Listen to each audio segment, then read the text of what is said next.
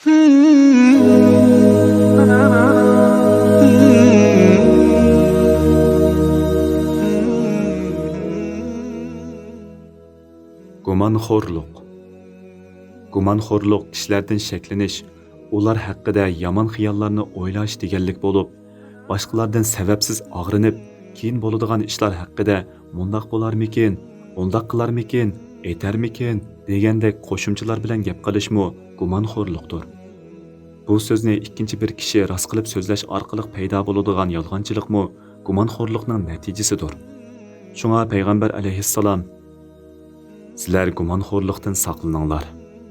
Chunki gumon bilan qilingan so'zning eng yolg'onidir deb ko'rsatgan. Alloh taolo Qur'on Karimda Ya ayyuhallazina amanu jtanibu kathiran minadh-dhann inna ba'dadh-dhanni ithm. Ya'ni iymon etqanlar ko'p gumon qilishdan saqlaninglar. Chunki ba'zi gumonlar haqiqatan gunohdir.